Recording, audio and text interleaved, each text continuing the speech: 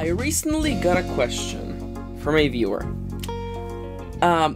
bringing to me a very familiar question. It's something that I've heard before and I've tackled before, but there is one angle to this question that I don't think I've gotten a chance to talk about.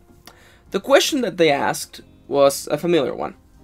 They have this story that they really want to write, a story they've been thinking about forever, and they want to write it, but they are certain, they believe that they do not possess the skill to write it. They are not skilled enough to tell that story as effectively as they would like. And here we have the situation.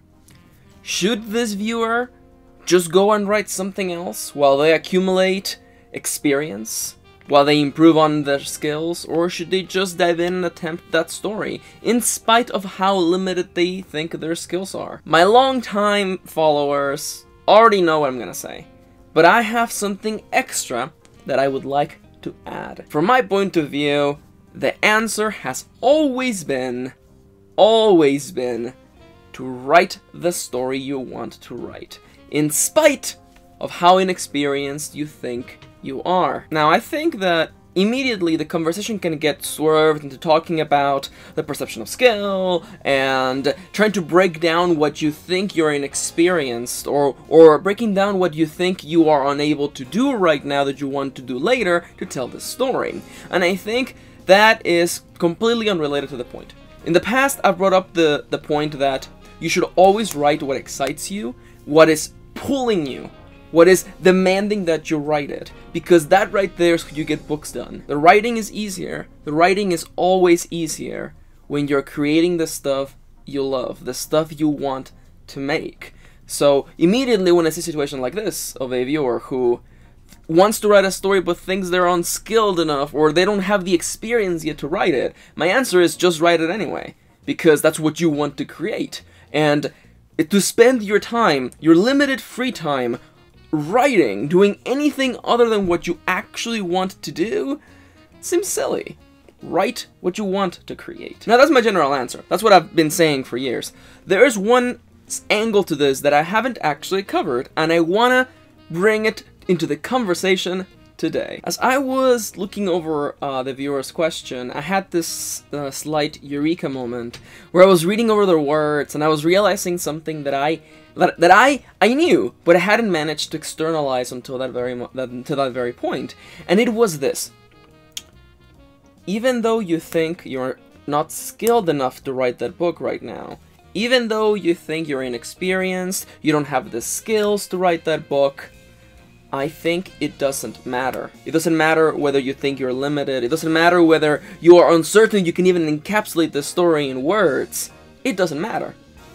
Because you write it, and then later on you get to revise it anyway. Like, just because you think you're not good enough right now, doesn't mean that the version of you who finishes the novel won't be able to look over it and make the rest of it as good as it can possibly be. And listen, I know that I am Revision's number one biggest fan in the whole world, but it's because, especially with writing advice, especially the advice that I see online, people seem to forget that you're gonna look over this work later. You don't have to get it perfect. Sometimes we worry so much. We worry so much about making it perfect or making it really, really, really good from the start that we completely forget about the fact that it doesn't really matter what it looks like in the first draft. And take it from me, someone who forgets every single time. I don't try to forget it, I just happen to forget to describe characters and places. I forget it every time.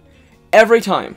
It's like the note that's permanently pasted to my checklist of how to edit a novel. It's like, okay, check every scene. Did I describe the protagonist? Did I describe what the room looked like? The answer is always no. But that's okay, because my readers are not gonna see that at the end. So, dear viewer, concerned, worried that you're not skilled enough to write that story.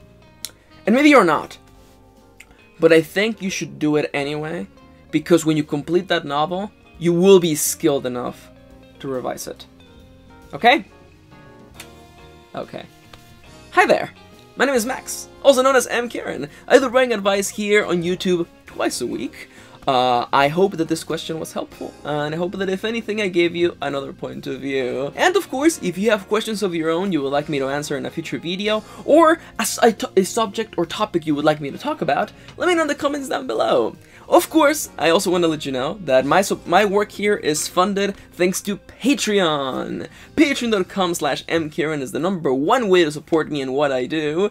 By pledging as little as just $1, just $1 a month, you get to watch my videos a week before they go live on YouTube, as well as appear on the end screens of my videos. Which reminds me, I would like to give a big shout out to A. Howard, Amelia, Angela, Brenda, Harriet Holman, Irina Phoenix, Joe, Lucky, Mark Maruska, Pat Eichenson, Rain Misoa, and Soul Muse.